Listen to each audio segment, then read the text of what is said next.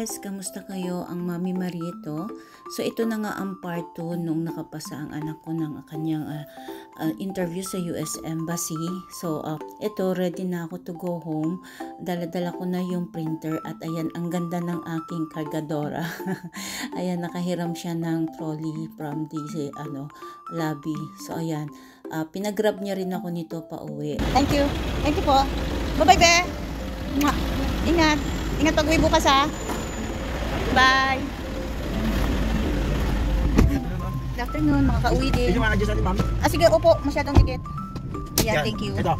Okay na siya. Okay na? Okay na Ito siya. ba? Okay na siya. Thank you. Lokan, ma'am, no? Opo. At ayan nga, palabas na kami sa driveway ng Regents Manila Bay at ito, palabas na kami ng service road ng Rojas Boulevard going to Quirino Avenue. And so ayan, to the right ay merong road going to Vito Cruz and we're passing a finance building and Central Bank and then another road going to P.O. Campus Street and now we are turning right going to Quirino Avenue.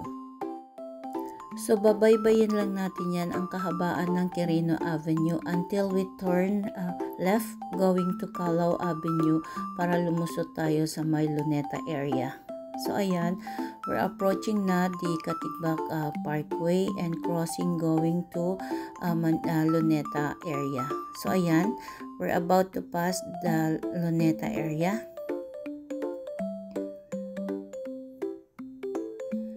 Ayan, we're passing the Luneta Monument here. Ayan.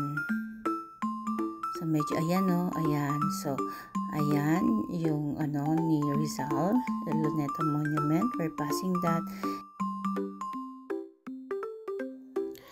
At sa una-unahan yan ay magto-turn right tayo going to Calao Avenue and going straight ahead towards the area of Manila City Hall.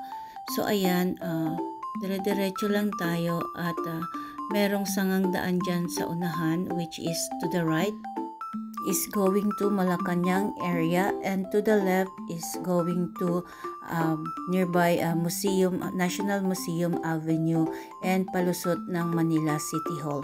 So ayan, medyo nag-build up lang yung traffic sa may bandang Manila City Hall.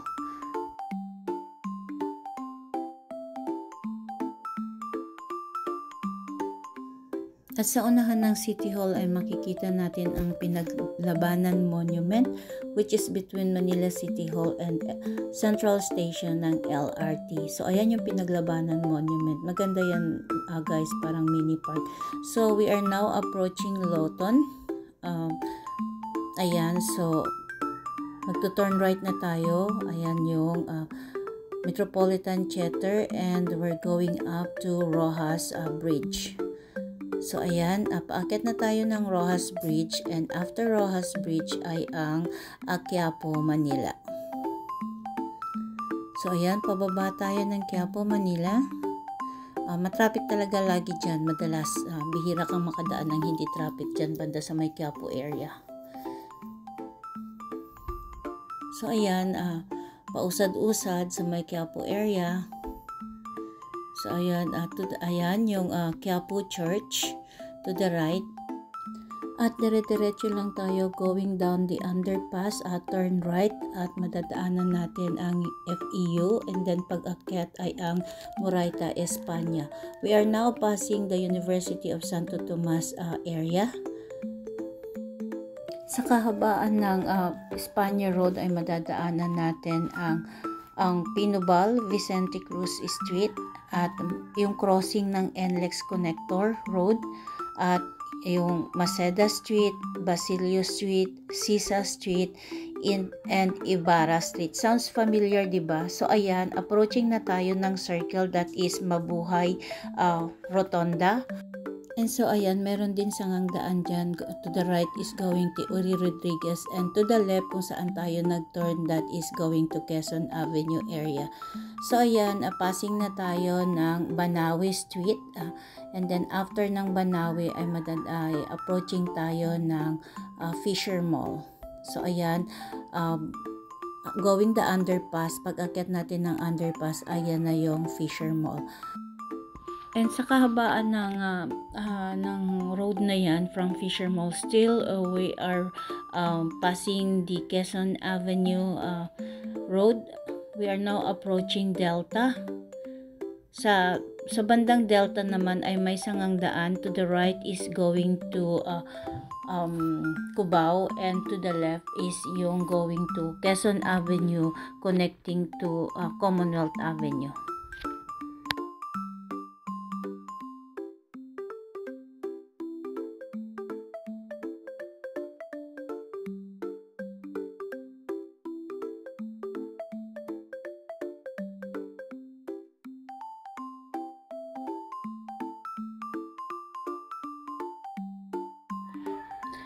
Ayan, approaching na tayo pababa sa underpass, crossing ng EDSA at Quezon Avenue. And so, pagpas natin sa underpass natin ay malalagpasan na natin ng Eton Centris, at sa pag-akyat natin sa taas ay passing na tayo ng NKTI or National Kidney Institute.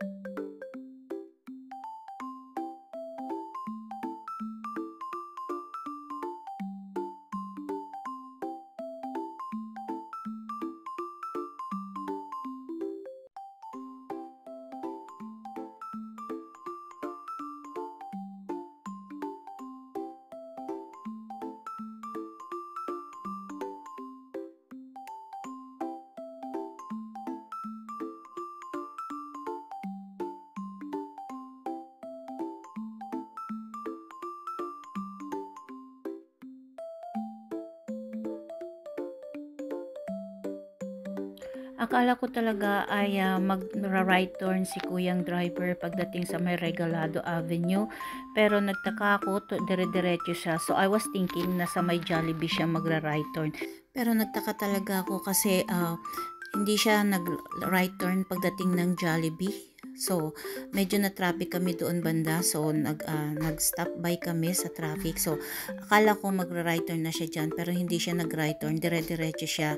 So naisip ko, hindi siya dadaan sa may SM Fairview, iba yung dadaanan niya. So, okay lang sa akin kasi bagong ruta, ngayon lang ako makakadaan dito.